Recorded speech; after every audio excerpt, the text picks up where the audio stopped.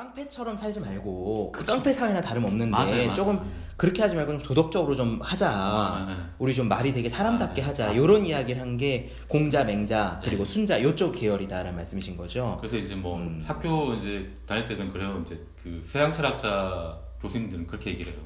동양 철학은 철학이 아니다. 철학이 아니다. 정치학이다. 이런 식으로 얘기를 해요. 왜냐하면 목표는 결국엔 정치에 있거든요. 네, 안녕하세요. 제호의 서재 청취자 여러분. 오늘도 귀한 분 모시고 방송 한번 찍어보게 됐습니다. 어른이 되어 다시 만나는 철학 저자 김대근 작가 나오셨습니다. 자기소개해 주시죠. 네, 만나서 반갑습니다. 어른이 되어 다시 만나는 철학의 저자 김대근입니다. 네. 어른들이 바쁘잖아요. 사실 내 시간이 거의 없는데 이 짧은 틈을 내서 그 시간에 구태여 철학을 읽어야 된다면 왜 철학을 읽어야 되죠? 일단 철학이라는 게 제가 봤을 때는 생각하는 활동. 생각하는 활동. 네, 그렇죠. 물론 이제 학문적인 철학이랑 우리가 알듯이 뭐 소크라테스, 공자, 뭐 칸트 이런 걸 배우는 거랑 다르게 철학 자체가 어떤 안에 생각 활동이거든요. 생각하는 활동이 네. 철학이다. 네. 네. 그리고 그 중에 중요한 거는 현대사회 중요한 건 제가 봤을 때 비판과 반성 이 두 가지 같아요. 네. 그래서 철학이 줄 수 있는 거는 비판적인 기능, 반성적인 기능. 이 두 가지 생각의 도구를 제공한다고 볼 수 있는 거죠. 그러니까 사람들이 다 바쁜데 지금 바쁜 게 어떠냐면 떠밀려 가듯이 살아가잖아요. 대부분 지금 바빠서. 근데 그 와중에 철학이라는 건 그 어떤 여유 아니면 그 삶에 짬을 주는 거예요. 그래서 지금 내가 잘 살고 있나? 라는 생각도 해볼 수 있고 이 세상이 지금 왜 이렇게 힘들게 돌아가지?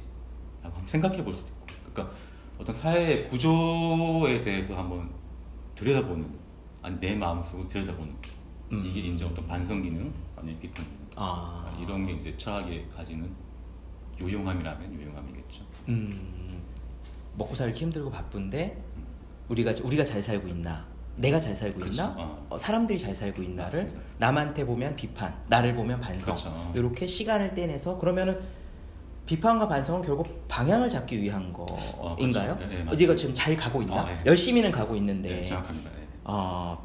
그 방향이 잘못되면 열심히 가도 딴 데 가는 거니까. 그렇죠. 방향이 잘못됐으니까 공정이란 말이 나오고 상식이란 말이 나올 수밖에 없는 거죠. 그렇죠. 근데 방향이 잘못됐으니까. 그렇죠. 네. 근데 시대는 계속 변해요. 그 20세기 한국 사회에서 중요했던 건 민주주의였지만 네. 지금은 그 민주주의가 정책이 엄청 잘 돼 있는 사회잖아요. 제도적으로 뭐 제도적으로 다 돼 있고. 네. 근데 제도적으로 잘 돼 있는데 또 문제가 발생한다. 네. 그러니까 시대마다 계속 문제는 발생할 수밖에 없어요.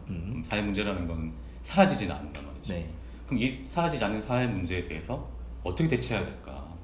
그때 한번 생각해 봐야 된다는 거죠. 그냥 무조건 행동하기보다 플라톤 같은 경우도 그 최초 출발이 뭐냐면 소크라테스가 죽었잖아. 네. 민주주의. 분명히 아테네는 민주주의 사회였는데 그 아테네 시민들이 독약을 먹여서 소크라테스 죽었고 되게 이제 부정적으로 몰아가지고 그러니까 그 민주주의에 대한 반성에서 나온 거예요, 사실. 플라톤은. 민주주의 체제가 있는데 아테네 민주주의 시대가 직접 민주주의 시대가 어. 있는데 그 상황에서 소크라테스 같은 사람이 죽었다. 민주주의 시스템 그쵸. 안에서. 그럼 도대체 시스템이 있는데 왜 이런 결과가 발생하냐에 대한 반성에서 그쵸. 플라톤 철학이 나왔다라는 말씀이죠. 정체 국가라는 책이 나온 거고. 국가론. 공자 같은 경우도 사실 보면 이제 인예를 주장하잖아요. 네. 근데 인예를 주장하는 게 뭐냐면 누굴 향해 있냐면 그 군주, 임금에게 향해 있는 거예요.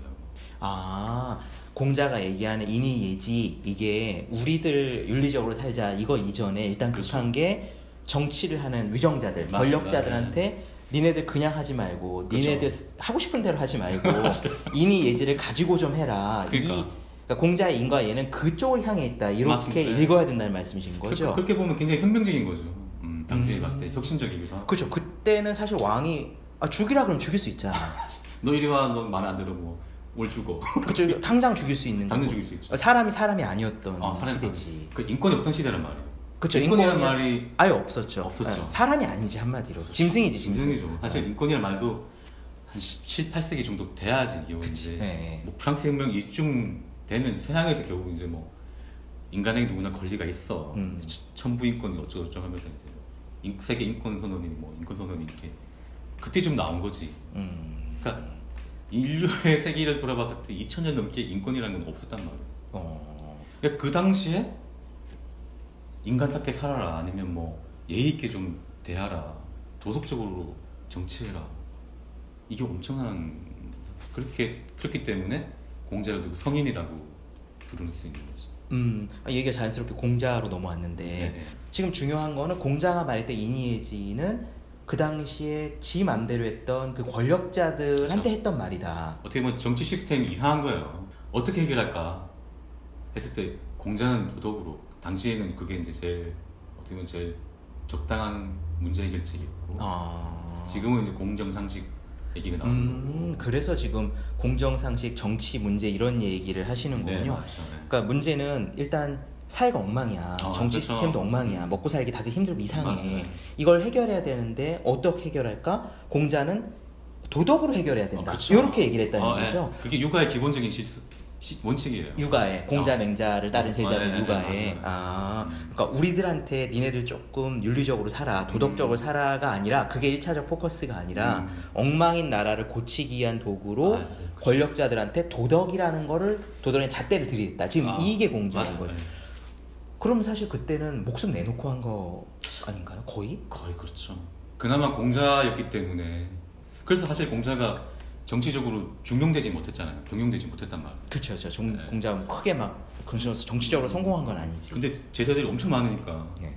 그럼 공자는 이니에지 도덕을 가지고 나라를 갖다가 바로 잡아야 된다라고 권력자들한테 이제 열심히 조언을 하고 그렇게 컨설팅을 한 건데 했는데 공자 자체는 사실 그렇게 성공한 건 아닌가요? 그럼 공자는 권력자로서 성공한 건 아니죠. 승진한 것도 아니죠. 그렇죠. 자기 뜻을 어떻게 보면 살아있을 동안 펼치지 못한 거고 대신에 죽어서 이제 이름을 남긴 상황인 거죠. 그 대신에 어떻게 보면 70평생을 그 하나의 신념을 가지고 이 신념을 내가 현실적으로 실현시켜보겠다 라고 했다는 점에서 엄청난 사람이고 어떻게 보면 대단한 자기 개발자가 아니었나 라는 생각도 들어요. 왜냐면 공부에 대해서 되게 좋아했던 사람이고 배우고 때때로 익히면 좋지 않니 안가 막 이런 식으로 얘기했잖아요. 논어의 첫 구절. 네.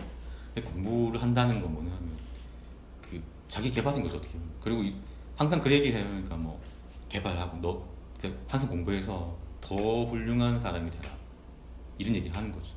그러니까 지금 들어보면 자꾸 훌륭한 사람들을 하니까 싫은 건데 자기 개발자 하라 그러면 싫어하는 사람 없잖아요. 아니 자기 개발하려고 지금 그렇게 학원 열심히 다니고 바빠서 지금 공부하고 하잖아. 그러니까. 그러니까 공자가 했던 얘기가 자기 개발해라 이 얘기다. 맞아요. 더 훌륭한 사람 되라. 2500년 전에 할 수 있는 게 뭐가 있어? 그 등용해서 아니면 뭐 정치하는 거밖에 돼 있어요. 네. 그게 최고의 자기 개발인 거잖아요. 그렇지. 자기증이죠, 자기증. 그렇죠. 네. 올라가서 이제 그걸 하라고 공자가 가리켰다 이런 이야기. 대신에 도덕적으로 인격적으로 훌륭한 사람이 먼저 되고 능력도 갖추고 정치력도 갖추고 하되 도덕성을 동시에 갖추고선 나가서 그렇죠. 훌륭한 사람이 되라 성공해라 이렇게 얘기했다는 거죠. 그게 더 중요한 거지. 나라가 올바른 방향으로 가기 위해서 공자는 실력도 키워야 되고 훌륭한 사람 돼야 되는데 근데 일단 도덕성이 갖춰져야 된다. 요거를 그렇죠. 강조했다는 건데 근데 도덕성만으로는 또 약할 수도 있잖아요. 그래서 다른 사람들도 나왔죠. 도덕 말고 다른 무기들. 그래서 이제 그게 강조된 게 맹자에 와서 이제 그 공제 사상이 더 체계적으로 발전시킨 게 맹자고 네. 학문적으로 공자를 계승해서 더 체계적으로 네. 했다는 게 맹자인데 차이가 있다면 또 어떤 게 있을까요? 맹자는 이제 그 인간의 선함, 그러니까 인간의 그 어떤 본성이 선하다라는 얘기를 했던 사람이에요. 그러니까 네. 근데 공자도 똑같이 행했는데 맹자는 이걸 좀 더 사단지심이라는 이제 말로 해서 좀 더 체계적으로 고등학교에 나오는 윤리학 사상에 나오는 네. 그렇게 되고 그 다음에 이제 여기 조금 비껴나가야 되는 사람이 순자인 거죠. 순자. 네. 그럼 공자가 있고 공자의 제자가 맹자고 이 사람이 더 이걸 갖다 강화하고 체계적으로 만들었는데 철학적으로 하고 의로움을 강조했던 게 맹자이고 의로움, 정의를 강조했던 게 거기에서 순자가 좀 비껴난 게 뭐냐면 인간을 보자. 인간 한번 봐라. 근데 인간이란 게 그건 뭐 선할 수 있는데 악한 일 먼저 하지 않냐. 성악설이라는 게 뭐냐면 인간은 악하다. 인간은 뭐 악한 존재다. 이게 아니라 인간의 악한 측면도 있기 때문에 요거를 강조한 거죠. 그러면은 공자가 있고 제자의 맹자 약간 빗나간 게 순자 이렇게 이제 제자 계승한 사람들이 있는데 맹자는 인간은 선하다 본래. 그러니까 선한 걸 더 강조했고 이걸 이렇게 발현시켜서 더 좋은 사회를 만들어보자. 좋은 사람, 뭐 대동사회, 네. 여민 동락해서 뭐 백성들과 함께 이제 즐기는 이제 그런 사회를 그러니까 선함을 키우자. 이렇게 이제 맹자. 그럼 순자는 인간이 아니다 본래 좀 악하다. 악한 측면을 그러니까 봐야 된다. 악한 측면을 보고 요거를 악한 걸 교정시켜서 교정시켜야 된다. 이렇게 선한 걸 봐야 돼. 그러면 다들 목적은 다들 좋은 사람이 돼서 좋은 사회를 만들자 하는데 하는데 공자는 착한 측면을 보고 그거를 확대하자, 강화하자. 순자는 아니다 나쁜 측면이 있으니까 그걸 갖다 잘 다독다독 교정을 해서 이렇게 바꾸자. 결국 잘 살아보자는 얘기는. 결국에는 이제 훌륭한 인격을 갖춰야 된다. 훌륭한 인격, 사람 각자가 도덕적인 인격. 그리고 나서 이제 이게 이제 정치에 적용시켰을 때 임금이나 이런 사람들, 정치자들이나 이제 정치하는 사람들이 적용시켜서 이 사람들이 도덕적으로 백성들을 괴롭히지 말고. 사실 전쟁이 많이 발생했잖아요. 근데 과거의 전쟁에서는 뭐 농사 짓다가 끌려가잖아요. 군인으로. 그러니까 농사 막 짓고 있는데 야 전쟁하러 가자. 추수했으면 바로 전쟁하러 가자 얘들아. 그래갖고 이제 가는 거란 말이에요. 그럼 지금 어떻게 남은 사람 가족들? 내 생계는. 그러니까. 아니 우리 지금 예비군 훈련 잠깐 가기도 그런 거요.